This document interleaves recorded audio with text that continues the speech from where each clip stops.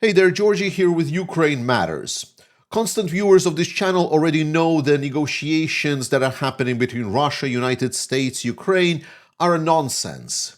For the other people, it is still appearing in their news feeds and there is still a lot of media reporting on this. So despite the fact that I do think that it is pretty useless talking about this and we should all kind of skip over it, unfortunately, there are still a lot of people for whom it is important. So let's delve in today into the topic of negotiations, understand where we are, what is the baseline, and why they're not going to end up in anything in the coming days, months, or most likely years. So let's start from the beginning. So recently negotiations have finished in Geneva, where it was United States, Russia, Ukraine, and also Europe participating, and we had some three-sided talks, four-sided talks, and even there was some talks between Ukraine and Russia directly.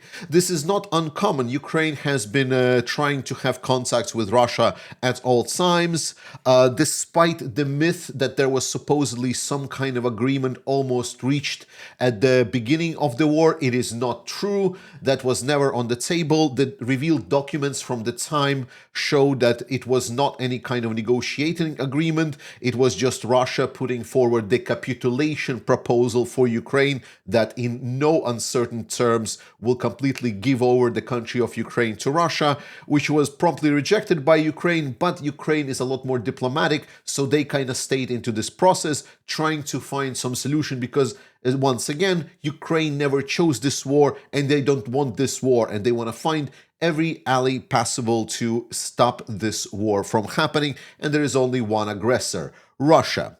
Yet we still are having this negotiations track. But the latest one that's happening has been happening from the 2025 with the election of Donald Trump. Trump's administration and US United States administration under Donald Trump came in at the start of the last year with a fresh mojo. They stated that now they will solve the war between Russia and Ukraine basically in one day, which a lot of people laughed, but it took Donald Trump a little bit of time to actually understand that it's not going to be easy to get Ukraine and Russia to find a solution, mostly because Russia just wants whole of Ukraine and Ukraine, well, wants to be independent, and those two are pretty incompatible with each other, if you know what I mean. But let's recap some of the event that led us to today's situation. As soon as the US administration took office, with a strong pitch from Pete Hegseth, Pentagon stopped supplying Ukraine with a lot of weapons, aid,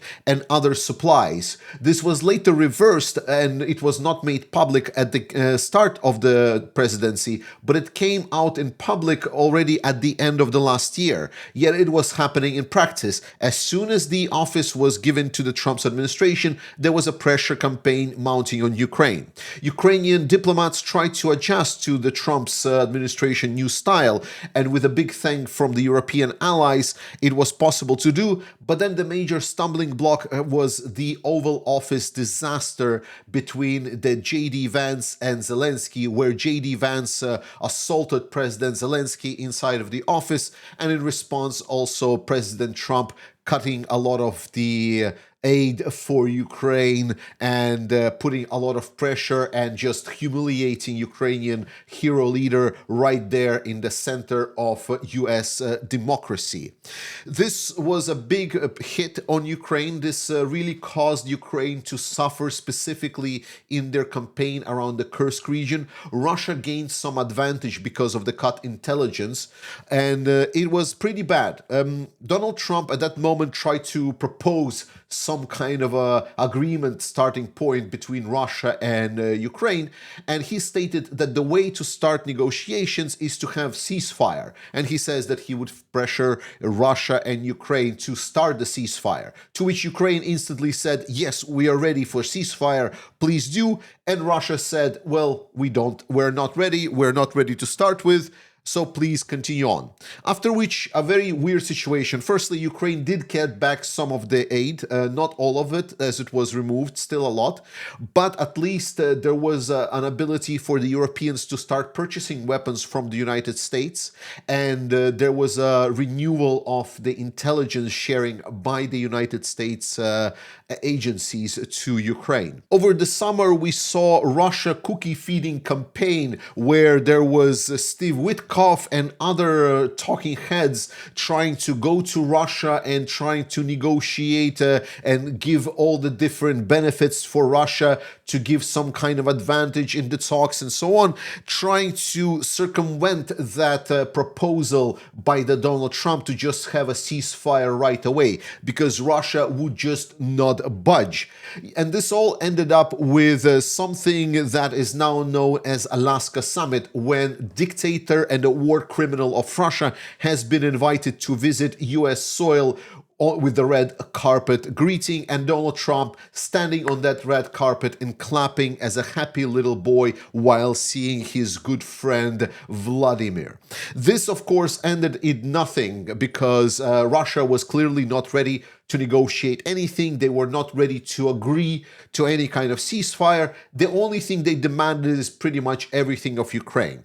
It was also found out at that time that the new proposal from United States was not anymore some kind of a ceasefire on the current line of contact that Ukraine agreed to already many, many months beforehand. Now it was supposedly some kind of proposal where Trump honestly believed that if he would just look in the eye of Putin, his old buddy and friend, and he's going to convince, and then they will do some kind of switcheroo where Russia will give some Ukrainian territory back to Ukraine, and Ukraine will just give some other Ukrainian territory to Russia. You know, concessions. This obviously didn't pan out because, again, Russia wants whole of Ukraine, but the negotiations circus unfortunately continued with the continuing campaign and political pressure campaign on Ukraine, stating that Ukraine needs to be more realistic, that it still doesn't have any cards, and so on. And this obviously all led us to this current moment in Geneva. This was an interesting one because the last one ended pretty much in disaster, and it was expected that most likely there is not going to be any kind of a new deal proposed on the table for a while, yet this proposal came out from Russians, and they wanted to start discussing something. And it was interesting because what could have changed? What could be put on the table that is actually going to change the calculations? Well, now as the talks have concluded, we actually had some understanding what was that change that now changed the calculation. And it was revealed by the Ukrainian intelligence and later confirmed by the other sources that what Russia is doing right now is a lot more intense corruption campaign with regards to Ukraine. They to United States, where they want to corrupt the United States and essentially make sure that United States forced Ukraine to capitulate to Russia. That is why President Zelensky is calling these talks difficult, because suddenly United States is putting even more pressure on Ukraine. But the deal in question, as now we have some details, was a quote-unquote 12 trillion deal. This was obviously some kind of a joke because Russian GDP is just over $2 trillion a year. So how can a country with just $2 trillion GDP propose something that it's 6 times bigger than the whole country is producing? And it turns out that this is just nonsense. What Russia was producing was basically a targeting of the president of United States, all of the weak points. Previously, last year, we learned that Steve Witkoff is basically acting as a Russian spy and is actually doing a lot of coaching for a lot of the Russians on how to approach and how to talk to the US president, trying to get him to appeal to the Russian position. And in this case, this was a very targeted proposals towards the Trump's administration. It was a complete grift. So the first thing, the 12 trillion, Trump loves big numbers. So what was proposed essentially is the total value, potential value of the minerals that Russia has. It's in northern and Arctic regions. Yes, Russia was eventually proposing sort of the value of all of the minerals in their land in these Arctic regions to sort of plug in the United States into this. The scheme would be as follows. Trump and his family would buy shares inside of the Russian companies where they would get like percentage of the income from percentage of the profits. These companies will be then representing Russia from the Russian side. Then United States would take a lot of United States taxpayers' money, make a deal with Russia on the quote-unquote extraction of these natural resources that would bring a big economic benefit to United States. Probably not, but on paper, sort of for the show. And then that United States taxpayers' money would be invested into Russia, into these Russian companies that would then take this money and would pay out to the people that invested into these companies. Wink, wink, nudge, nudge, you know who it was. This was the most blatant scheme possible, but that is what it is. Now, the problem with that is that Russian resources are unreachable. Whatever their proposal in the Arctic, the cost of just getting to these resources is insane. It is impossible to develop these areas without investing literally more than what is worth there in resources. Yes, the ice caps right now are melting, but we are very, very, very, very, very far from it actually being something reasonable and economically viable. Then the second part, there was the tightening of relationship between Russia and United States. You know, Trump loves a lot of these different Trump-named building projects, and what Russia was proposing is to build a tunnel under the Bering Strait between Alaska and Russia, and name it essentially Trump Tunnel. And the third one that was proposed is stating that because this is such a big economic agreement, that they would be pushing for Donald Trump to get the Nobel Prize in economics for this action, despite the fact that this is not what the Nobel Economic Prize is given for. But you know exactly that this was the targeted pitch that was aiming specifically at the heart of the Trump's administration. But what about negotiations itself? Was there really no progress? Like what they have been talking for so long, and United States have always been reporting that there is a strong progress being made, that supposedly there is just one issue that is remaining for this war to be over. At least that is what being proposed to us in the media. Where in reality is that is not what Russians were saying, because you don't have access to a lot of Russian-speaking sources because this is not being reported in our Western media. But in the Russian-speaking sources, the Russians themselves, they never stated that there was just one issue. They were stating that there is like one key issue that they're discussing, but it's just like one issue of many fundamental issues that needs to be resolved. But solving the fundamental issues is a sort of a code phrase. It is, in a similar sense, code phrase as the final solutions for the Jewish question kind of sense. This is the code for essentially removing the independence and making Ukraine this vassal state, making Ukraine non-existent. And that's the fundamental questions about Ukraine that Russia wants solved. So this didn't go anywhere because obviously Ukraine will not budge. Ukraine will not agree to any kind of bad deal. And I repeat to everyone that is following this channel, whenever you feel in doubt about Ukraine, just remember that Ukraine will never agree to a bad deal. That is one thing I can guarantee you about Ukrainian people with interacting with them. There will be no concessions from Ukrainian side, no matter how much pressure from any side. Even if the whole world will be against Ukraine, they will still stand strong. And the biggest giveaway was the fact that the Russian delegation, who was pretty weak already from the get-go, has actually had some change, and it got the head of the delegation replaced back to Vladimir Medinsky. Now, Vladimir Medinsky is basically a nobody. Russia is sort of like a gang, like think about a gang. And this gang, you have people with different statuses.